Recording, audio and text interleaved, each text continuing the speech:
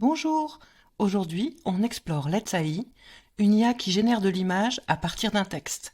D'abord, on va tester la version gratuite, puis on va explorer ensemble la personnalisation des modèles en version payante. Débutant ou déjà à l'aise avec l'IA, ce tuto est fait pour vous.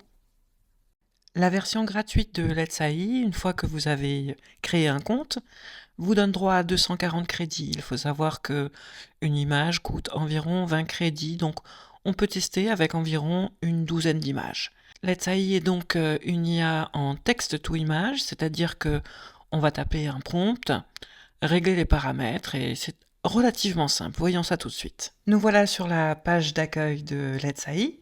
On va commencer directement puisque vous voyez que dès la page d'accueil, on a ce petit encadré dans lequel il y a écrit « Que voulez-vous voir ?» Et nous avons un arrobase ici dont je vais vous parler dans quelques instants puisque c'est ce qui va nous permettre ensuite de générer des images à partir de modèles. Mais commençons tout de suite avec un prompt relativement simple que je colle dès maintenant. Une petite fée qui vole au-dessus d'un champ de fleurs sauvages. Alors je vais vous parler d'abord des deux boutons qui sont ici. Le premier bouton avec un ballon remplace le prompt par un autre prompt aléatoire. Et le petit crayon ici permet d'améliorer le prompt. Et nous avons juste en dessous les settings. Alors regardons tout de suite les settings. Ils peuvent se déplier. Donc nous avons tout d'abord les dimensions.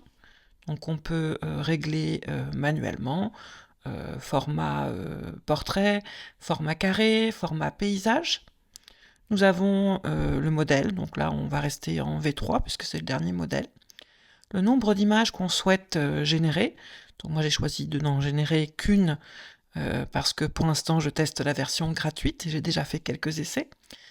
Ensuite, ici, nous avons deux curseurs, qualité et créativité. Et assez logiquement, hein, plus on va être du côté du 5, plus la qualité va être bonne et la génération un peu moins rapide. Pour ce qui est de la créativité, plus on va s'approcher du 5, plus ça va s'éloigner du prompt. De manière générale, retenez que plus le niveau de creativity est bas, plus les résultats seront photoréalistes, et inversement. Nous avons ensuite le seed, mais on n'en aura pas besoin pour aujourd'hui. Le mode. Donc moi j'ai choisi le mode Sigma qui est celui qui me semble le plus efficace, mais vous avez aussi le mode par défaut et le mode turbo. Et enfin ici, quelque chose qu'on peut activer si on veut générer à l'infini, ce que je ne vous conseille évidemment pas en version gratuite, puisque vous allez griller votre forfait très très vite. Donc j'appuie sur générer et je vous montre le résultat. Voilà, notre image a été générée, je vais vous l'afficher en un peu plus grand. Elle est ici, écoutez, elle est correcte, on n'avait pas d'indication particulière. Alors, pour ce qui est du panneau qui s'affiche sur votre droite, on peut ajouter l'image à un board, mais pour l'instant, ce n'est pas très intéressant. On peut relancer la génération en cliquant sur Regenerate, et on peut aussi éditer et agrandir. Si on voulait éditer, eh bien je vais vous montrer simplement. Hop, on clique sur Edit.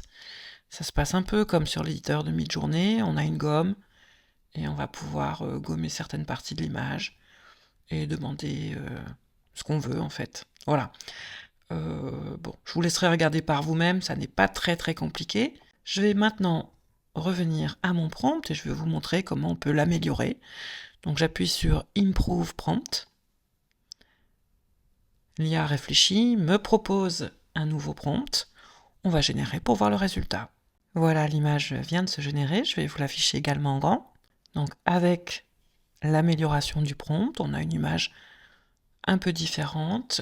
J'aime moins le visage de la petite fée, mais le paysage est plutôt joli, on a plutôt un bon rendu. On pourrait faire varier les paramètres pour que ce soit un peu plus photoréaliste, mais c'est globalement pas mal du tout. Voilà, vous avez compris, c'est plutôt très très simple d'utilisation. Maintenant, on va passer un petit peu plus de temps pour vous parler des modèles que vous pouvez également utiliser en version gratuite. Donc, pour accéder au modèle, on doit, dans la fenêtre de prompt, taper le signe arrobase. Donc, je le tape, et vous voyez que aussitôt, une série de modèles apparaissent. Alors, soit vous connaissez déjà votre modèle, c'est super, soit c'est plus probable, vous ne le connaissez pas, en sachant que vous pouvez très bien en ajouter un au hasard. Pour explorer les modèles, on va cliquer sur Explore All AI Models. Donc je le fais en même temps que vous. Voilà. Donc ici, on va voir des modèles qui sont classés en fonction du fait que ce sont des personnages, des objets ou des styles. Ils sont eux-mêmes classés par popularité, par nouveauté, par ordre alphabétique, etc. Donc ici, nous avons une série de personnages. Nous avons par exemple Hailey, dont je vais vous montrer un exemple tout à l'heure. Donc en cliquant dessus, on voit les images qui ont été faites avec ce modèle. Voilà, un exemple d'image. Il y a d'autres personnages, des plus jeunes, des plus vieux, des personnalités, Beyoncé, Elon Musk, Donald Trump, etc. Pareil, vous prendrez le temps d'explorer tout ça. Donc on a des personnages qu'on va pouvoir utiliser du moment qu'on connaît leur arrobase. Nous avons aussi des objets. Donc par exemple, alors il y a beaucoup de bières, de frites, pas seulement. Il y a des Legos, des casquettes, des hamburgers, des casques de réalité virtuelle, des chaussures, beaucoup de chaussures, une bouteille de Coca-Cola, etc., etc. Donc pareil, je vous laisserai regarder par vous-même. Il y a quand même beaucoup de modèles, c'est plutôt, c'est très hétéroclite. Et enfin, nous avons les styles. Donc pareil, il y en a de très nombreux. Donc vous pouvez les parcourir. Et puis s'il y a un style qui vous plaît particulièrement, que vous avez peur par exemple de l'oublier et que vous voulez le tester tout de suite. Par exemple celui-là, il est pas mal. Mais vous cliquez dessus.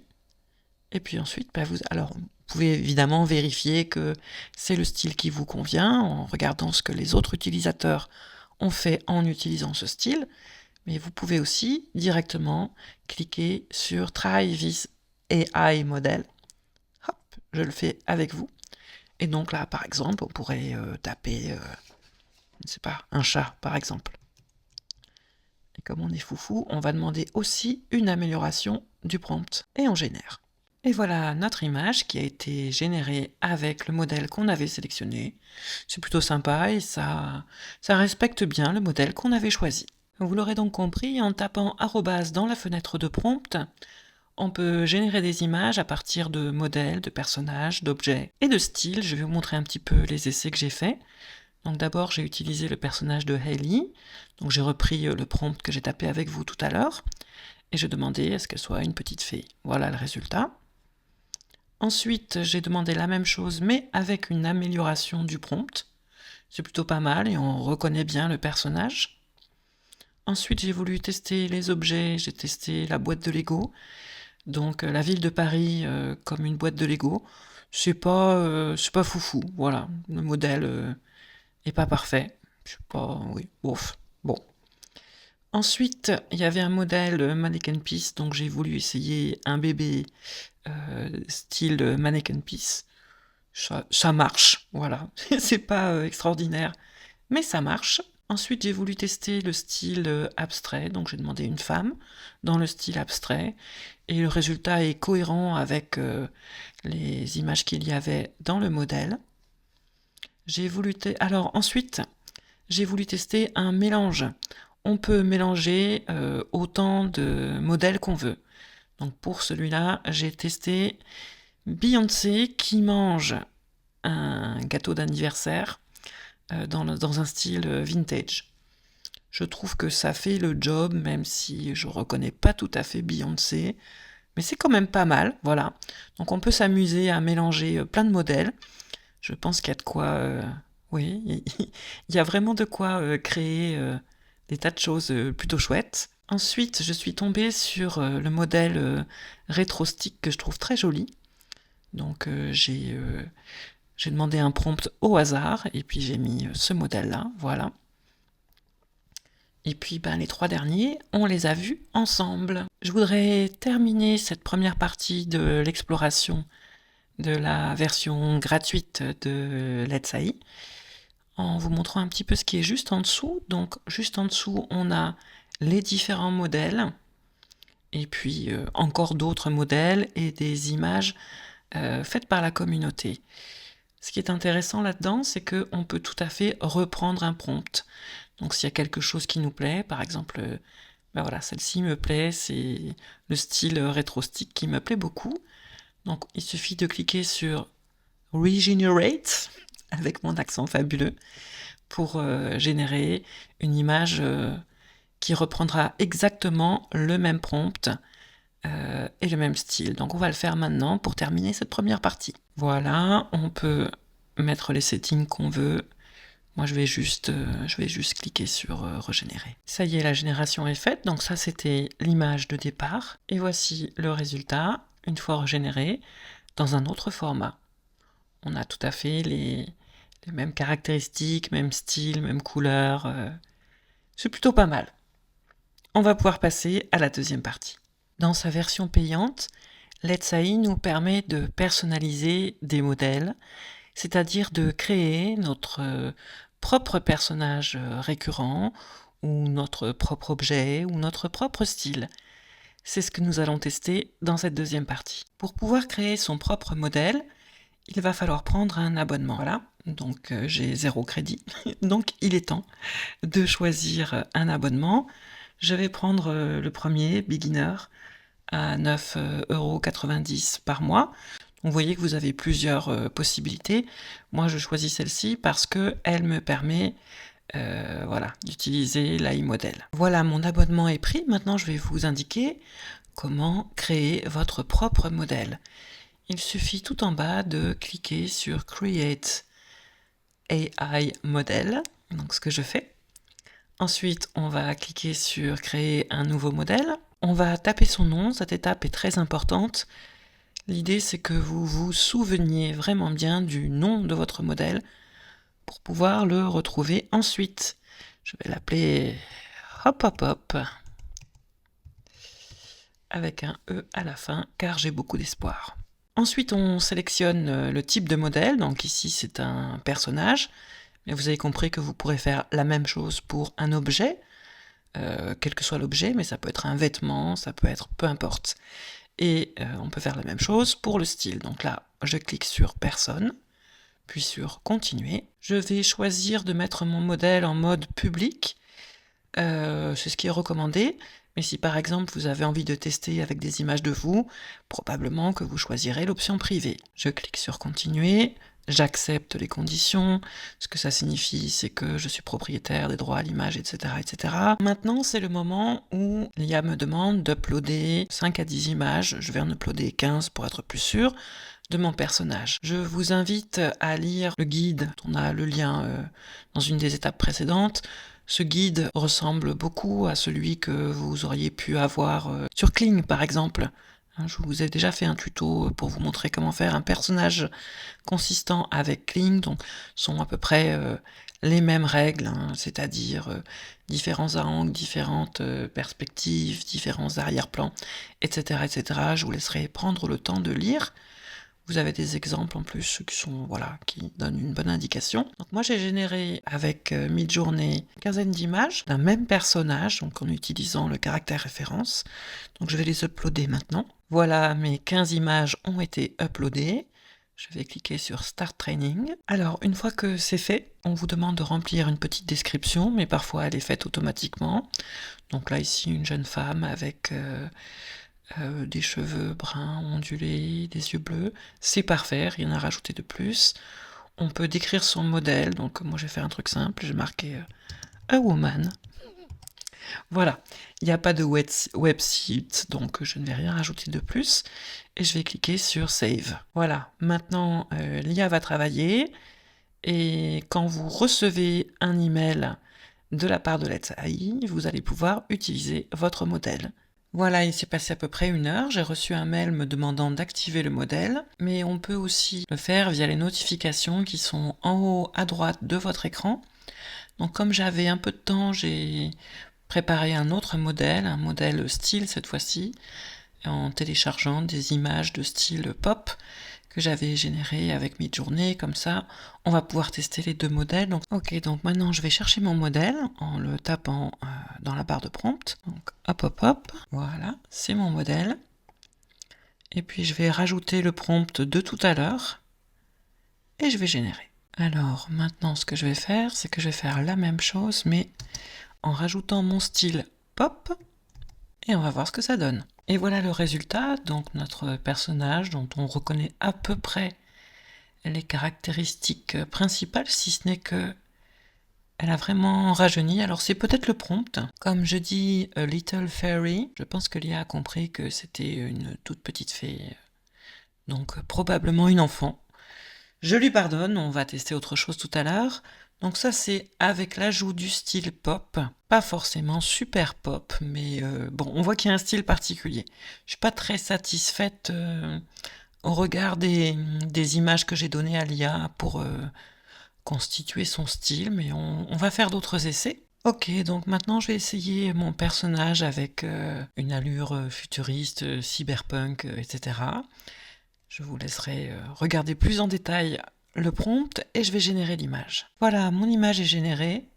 Cette fois-ci, on retrouve vraiment le personnage de référence. Il n'y a pas grand-chose à dire, hein. C'est très bien fait. Je suis plutôt bluffée, je trouve que ça fait plutôt très bien le travail. On va essayer d'autres prompts. Et je vais mettre un nouveau prompt. Cette fois-ci, je vais demander que ce soit une femme élégante de la Renaissance. On va voir ce que ça donne. Voilà le personnage de Hope. Écoutez, là encore, je suis plutôt assez contente, hein. Peut-être que les yeux sont un peu verts, allez. Mais dans mes images de référence, il y avait des yeux qui étaient un tout petit peu verts, donc je peux pas critiquer l'IA pour ça. Elle se base plutôt très très bien sur ce qui lui est demandé. On va faire un dernier essai avec ce personnage. Donc cette fois-ci, j'ai demandé à ce que ce soit une déesse grecque. On va voir ce que ça donne. Et voilà notre déesse. Bon, bah écoutez, c'est encore très très réussi. Je trouve que au niveau de la consistance des caractères, c'est pas mal du tout. C'est nettement meilleur que Helio. Bon, Helio par contre fait de bonnes vidéos, mais le caractère référence, j'avais déjà testé, c'était pas super.